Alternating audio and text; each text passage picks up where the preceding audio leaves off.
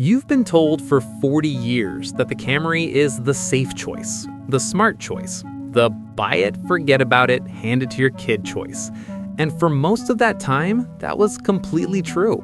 But for 2026, Toyota did something that is making longtime Camry owners, especially those of you coming off of V6, genuinely nervous. And here's what I want you to stay for, because somewhere in the middle of this video, I'm going to tell you about a trade-off that Toyota made with this car that almost nobody is talking about. A trade-off that looks great on a spec sheet, but that you will feel in your lower back on every single highway drive. We'll get there. Let's take 30 seconds here because context matters. The Camry became an American institution in the 1990s, the wide-body generation, the fourth gen if you want to be technical about it. That was the car that cemented this nameplate in the consciousness of an entire generation of practical buyers. It had a real V6 that pulled smoothly and quietly. It had a straightforward interior. The materials weren't fancy, but they were solid. And if you did your oil changes, that car would run to 200,000 miles without giving you a second thought. Through the 2000s, the Camry kept that promise. It added more comfort, more features, better safety ratings. Toyota was deliberate, methodical. They didn't chase trends. When everyone was putting enormous screens and dashboards, Toyota was still asking, does this button actually work better than a touchscreen for this function? That kind of thinking earned loyalty, real loyalty, the kind where people buy 3 or 4 of these things in a row without ever seriously shopping anything else.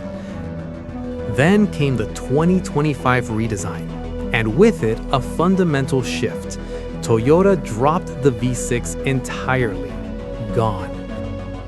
For 2026, the story is the same. The only engine you can get is a hybrid, a 4-cylinder with electric motor assist, period. Now, that reputation for bulletproof simplicity, that decades-long track record of start it and forget it, is exactly why the 2026 model feels like such a departure. Because what Toyota gave you is genuinely more fuel efficient and in many ways more technically sophisticated. But sophisticated and simple are not the same word. And for a certain type of buyer, that distinction matters enormously. Here's why that shift changes the conversation entirely. All right, let's put this car next to the 2 competitors that any honest buyer should be cross-shopping, the Honda Accord Hybrid and the Hyundai Sonata Hybrid.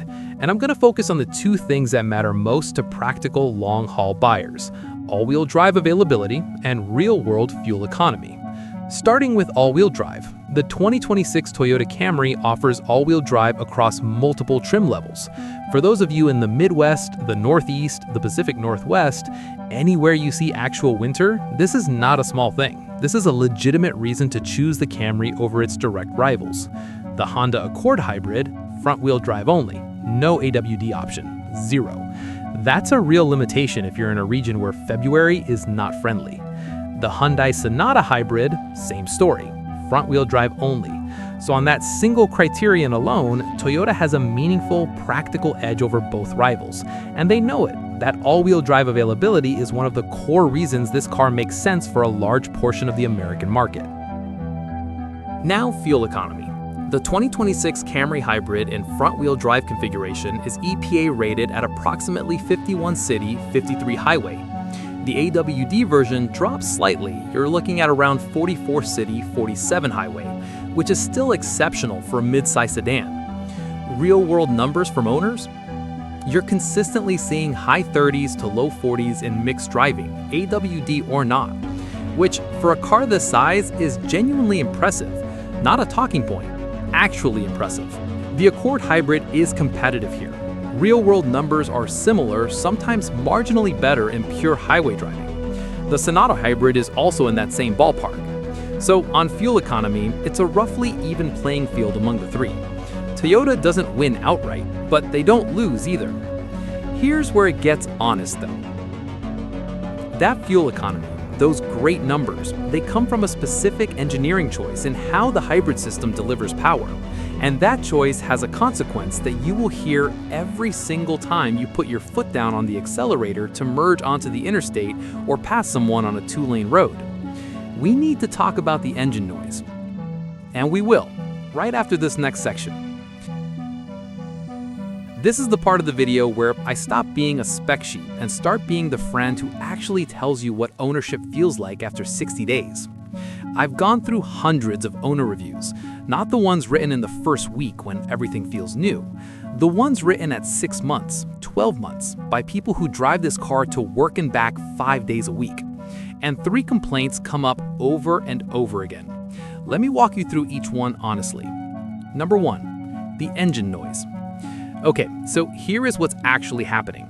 The 2026 Camry Hybrid uses what's called an ECVT, an electronically controlled continuously variable transmission. It is not a traditional automatic with distinct gear shifts. What it does instead is hold the engine at whatever RPM it needs to, independent of your road speed, in order to generate the most efficient amount of power and charge. Mechanically, this is smart. Practically, it means that when you press the accelerator firmly, say merging onto a 65-mile-per-hour interstate or climbing a grade with a car full of people, the engine revs up and stays there. It doesn't shift up and quiet down the way a traditional 6-speed or 8-speed automatic would. It just drones, a high-pitched, sustained hum. If you are coming from an older V6 Camry, from a traditional V6 Accord, or from anything with a conventional automatic, this engine is going to sound like a vacuum cleaner when you are merging onto the interstate. Let's be completely real about that. It's not a mechanical problem. The car isn't broken, but it sounds like it might be, especially in the first few weeks. Several owners specifically described it as, "I kept thinking something was wrong until I looked up whether this was normal." Is it a deal breaker? For some buyers, genuinely yes. For others, they adapt and it becomes background noise. But you deserve to know that going in, not after you've signed the paperwork. Number 2, the seat cushions. This one doesn't make headlines, but it shows up constantly in long-term owner feedback, particularly from buyers over 50 who are spending an hour or more in this car on any given day. The Camry's front seats have always been reasonably supportive. The 2026 model has seats that look good in photos, the higher trims have decent bolstering, some have ventilation. But the seat cushion, the base you're actually sitting on, multiple owners describe it as firmer than expected. Not painful in the first 20 minutes, but on a 2-hour drive, you're gonna feel it. For the 40-plus buyer who has any back concerns, any hip issues, and let's be honest, that's not an uncommon reality, this matters. The lumbar support is adjustable, and that helps. But the underlying cushion density is what it is, and Toyota hasn't changed this significantly in this generation. What's the fix? Some owners go straight to an aftermarket seat cushion, a gel foam overlay, and report it solves the problem almost entirely. Budget $40 to $60, problem handled. But you shouldn't have to do that on a car that starts at $28,000, and that's a fair criticism. Number 3, the lower cabin plastics. This one is about expectations versus reality, and it's worth framing it correctly. The upper half of the Camry's interior, the dashboard, the area your eyes naturally land on, is actually quite good for this segment. Soft touch surfaces where they matter, reasonable fit and finish, a clean layout. The lower half, the door panels below the armrests, the lower dashboard trim, the area around your knees, is noticeably harder, shinier plastic, the kind that picks up scuffs, that rattles slightly after a couple of years, that just feels like it was the first place the cost accountants looked when they needed to hit a price target. Is this unique to Toyota? No. The Accord has similar compromises. The Sonata actually does a slightly better job in this specific area, which is worth noting. But given Toyota's reputation, given the price people are paying for upper trims, it's the one interior element that consistently draws criticism from buyers who expected better. If you're in the XLE or above, it's less glaring. There's more soft material to go around. If you're in a base LE or SE, you'll notice it every single day. Now, here's what I want to say before we move to the verdict.